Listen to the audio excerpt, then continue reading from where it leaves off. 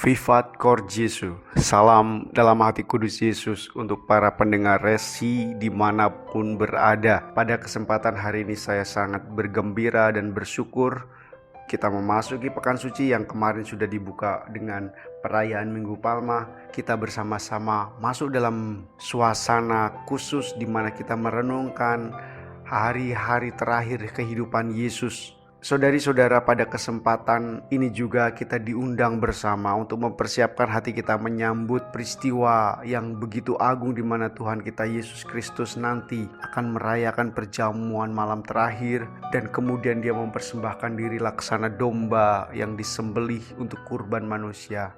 Tetapi kemudian setelahnya kita akan bersama-sama melihat kemuliaan Allah dalam karya kebangkitan Yesus Kristus. Pada hari Senin dalam pekan suci ini, kita akan bersama-sama merenungkan Injil Yohanes bab 12 ayat 1 sampai 11. Mari bersama-sama kita arahkan hati kita untuk mendengarkan sabda Tuhan.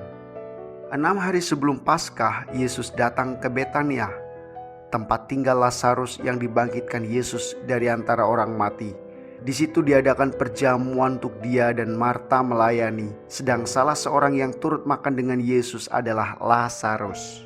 Maka Maria mengambil setengah kati minyak narwastu murni yang mahal harganya, lalu meminyaki kaki Yesus dan menyekanya dengan rambutnya, dan bau minyak semerbak di seluruh rumah itu. Tetapi Yudas Iskariot, seorang dari murid-murid Yesus yang akan segera menyerahkan dia, berkata, "Mengapa minyak narwastu ini tidak dijual 300 dinar dan uangnya diberikan kepada orang-orang miskin?"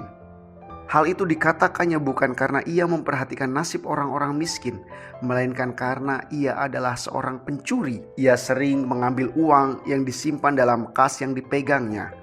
Maka kata Yesus, "Biarkanlah dia melakukan hal ini mengingat hari penguburanku. Karena orang-orang miskin selalu ada pada kamu, tetapi aku tidak akan selalu ada pada kamu."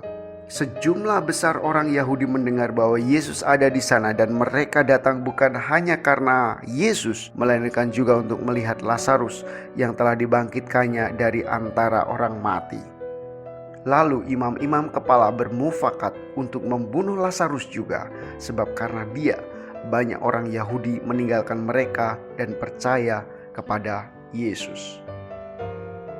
Saudara-saudari yang dikasihi Tuhan, hari di mana Yesus akan disalibkan semakin dekat.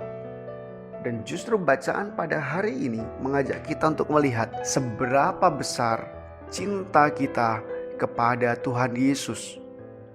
Ada dua tipe manusia dalam sikapnya kepada Tuhan Yesus. Tipe orang yang pertama adalah tipe orang yang hatinya dipenuhi kasih kepada Tuhan. Sementara tipe orang yang kedua adalah tipe di mana hatinya diisi oleh ketamakan. Dua sikap ini, kasih dan ketamakan ini, mempengaruhi cara orang bersikap terhadap Tuhan Yesus. Maria, karena kasihnya yang begitu besar, karena hatinya diisi oleh kasih kepada Tuhan, maka yang mengalir dari dirinya, dia tidak memperhitungkan lagi apa yang ia miliki. Dia tidak memperhitungkan lagi pandangan orang. Dia tidak memperhitungkan lagi apa kata-kata orang sekitarnya tentang apa yang dia buat. Karena dia akan menguraikan rambutnya. Kemudian dia memakai rambutnya untuk menyeka kaki Tuhan Yesus. Dan hal itu bagi banyak orang adalah tindakan yang tidak mungkin dilakukan di depan publik. Dan itu sangat memalukan. Tetapi Maria justru melakukan itu di depan orang banyak.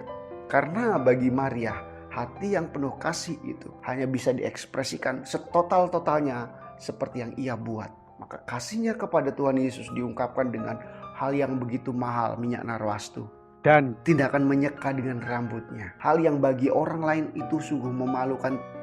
Jadi kasih mendorong orang untuk memberikan apa yang ia punya, bahkan yang paling berharga. Bukan hanya materi, tetapi juga tentang dirinya sendiri.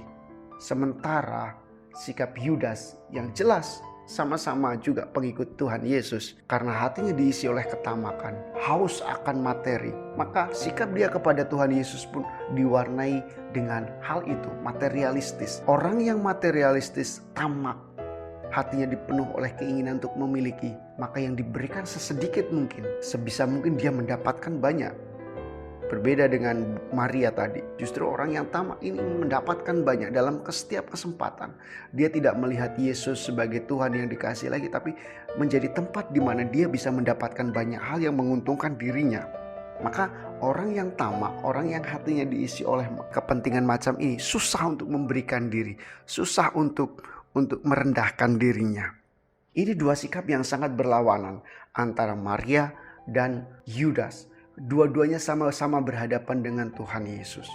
Saudari-saudara, apa yang bisa kita petik dari kisah dua tokoh dalam bacaan ini? Sikap kita kepada Tuhan Yesus sangat diwarnai oleh motivasi yang bermacam-macam. Tapi justru kita diajak pada kesempatan ini untuk memurnikan. Kadang sikap semacam Yudas tadi mendekati Tuhan Yesus karena ketamakan ingin mendapatkan keuntungan darinya. Justru ingin mendapatkan banyak hal darinya. Itu yang sering terjadi. Kita beriman, kita ke gereja, kita mencintai Tuhan karena punya pamrih. Supaya hidup saya ditolong, supaya hidup saya lancar, supaya usaha saya lancar, supaya saya mendapatkan apa yang saya inginkan, supaya hidup saya terjamin. Justru melalui peristiwa ini kita diputar untuk seperti Maria. Justru mencintai Tuhan itu, dekat dengan Tuhan itu justru mengajak kita untuk berani memberikan diri, melepaskan apa yang kita punya, memberikan apa yang paling berharga dalam diri kita. Dan kita tidak usah khawatir lagi dengan itu semua. Karena sebenarnya Tuhan akan menggantikan hal yang lebih berharga bagi hidup kita.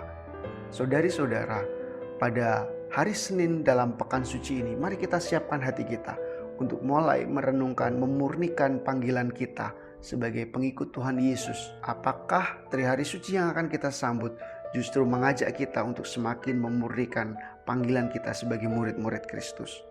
Tidak mudah, tetapi belajar dari Maria, kita akan tahap demi tahap sampai ke level di mana kita bisa memberikan yang terbaik untuk Tuhan. Dan jangan khawatir, karena Tuhan akan menunjukkan pada kita pemberian hidupnya yang paling berharga dalam dirinya untuk kita semua, yakni darah dan jiwanya. Tuhan memberkati kita semua. Semoga kita semakin murah hati. Selamat mempersiapkan Paskah.